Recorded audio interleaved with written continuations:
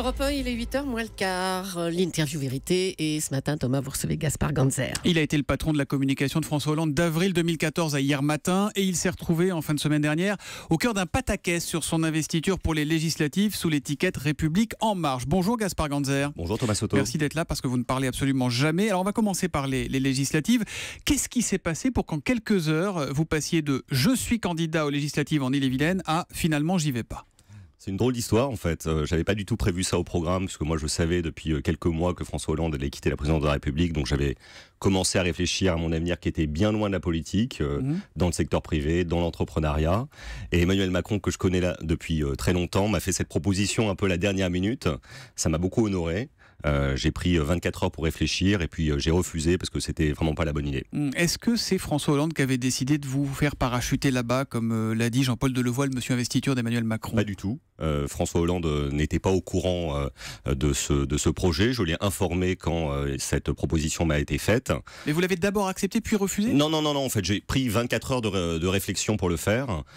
Donc, comme les choses vont très vite dans ce genre de moment-là, mon nom est sorti, a été jeté en pâture aux médias, etc., autant au niveau local qu'au niveau national.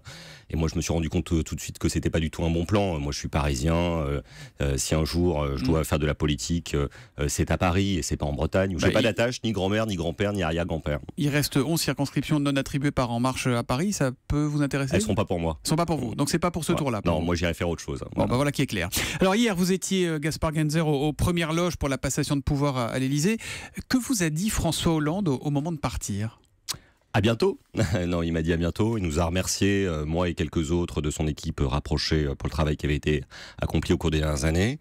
Ce qui est toujours incroyable avec lui, c'est que même si on ressent de la tristesse parce que c'est une page qui se tourne. Il était triste hier, François Hollande? Oh, il y avait certainement une part de tristesse. Oui, moi je l'ai senti. C'est pas quelqu'un qui s'épanche, c'est pas quelqu'un qui pleure devant nous, etc. Mais il y avait une forme de tristesse, peut-être de nostalgie. Mais il était déjà en train de plaisanter sur les anecdotes de la journée, déjà en train de se projeter vers l'avenir. Et je sais qu'il a plein d'autres projets. Et il nous a dit à bientôt. Et d'ailleurs, moi, j'étais pas avec lui l'après-midi parce que j'étais en train de m'occuper de ma famille. Et il nous a déjà mis ma téléphoné. Il a téléphoné à d'autres. Ah, vous l'avez au téléphone hier après-midi? Oui, déjà. Et il vous a parlé du tête-à-tête qu'il a eu avec son successeur dans le bureau présidentiel? Oui, sans trahir de secret d'ailleurs, parce que je crois que ce qu'il se dit à ce moment-là est vraiment essentiel. Non, je crois qu'il a vraiment apprécié la façon dont le président Macron s'est comporté tout au long de la journée, de façon vraiment digne et respectueuse, lui-même essayant d'en faire de même. Et son sentiment était quand même que la journée s'était passée de façon extrêmement digne, solennelle, mais aussi chaleureuse. Il avait à cœur, m'a-t-il dit, de montrer que Emmanuel Macron était bienvenu à l'Élysée, qu'il n'y avait aucun problème dans cette transmission. Celle-ci d'ailleurs c'est bien effectué. Les dossiers ont été bien transmis au bon moment, etc. Et je crois après il a parlé de sujets plus précis comme les rendez-vous internationaux. Mais ils ont parlé de leurs relations personnelles. Ils ont un peu purgé peut-être les petites dissensions qu'il y a pu y avoir. Non, ça a été fait depuis très longtemps. Ils se sont eus au téléphone. Ils ont eu l'occasion de se croiser tout au long de la semaine, etc. Donc non, ça c'est déjà derrière nous. Et vous nous dites qu'il vous a parlé de son avenir, François Hollande. C'est quoi? On parle d'un livre de souvenirs, on parle évidemment de la fondation au mois de septembre qu'il veut créer, c'est ça? Qu'est-ce qu'il a en tête là? Je crois que la première chose c'est les vacances, pour lui, pour beaucoup de ses collaborateurs dont moi, ça c'est certain. La deuxième chose c'est certainement la création de cette fondation La France s'engage qui est déjà sur les rails et qu'il aura à cœur de développer. Et la troisième chose, peut-être un jour un retour sur ce qu'il a vécu, mais moi je crois pas du tout qu'il voudra faire un récit du quinquennat. Je crois que ça a déjà été largement fait, mais plutôt parler de l'avenir. Et puis après, je pense que la liberté est devant lui, il lui appartient, il aura plein d'autres choses à faire. Alors à l'Élysée, depuis avril 2014, vous avez tout eu, les attentats évidemment, la fronde d'Arnaud Montebourg, l'affaire Thévenoud, vous avez même eu la pluie sur l'île de Sein, et puis il y a eu le livre de Valérie Trierweiler. Qu'est-ce qui se passe à l'Élysée en coulisses quand ce livre débarque? On est en septembre 2014. Déjà on la reprend totalement par surprise. Moi je me souviens que j'étais dans un collège, je crois, en banlieue parisienne quand j'ai découvert cette information sur Twitter. Et donc là on essaie de ramer. Vous la prenez sur Twitter, vous? Oui, bien sûr, de ramer, de galérer pour essayer de savoir de quoi il s'agit, comment ça va sortir, etc. Et donc il nous a fallu quelques heures pour bien comprendre le film. Et puis après on a fait ce qu'on a pu pour juguler le flux d'informations, de demandes qui arrivaient. Mais lui, François Hollande, comment il réagit en vrai? à ce moment-là? Là, il a été vraiment, il a été de marbre parce que je pense que comme il devait être touché, il était vraiment dans le contrôle.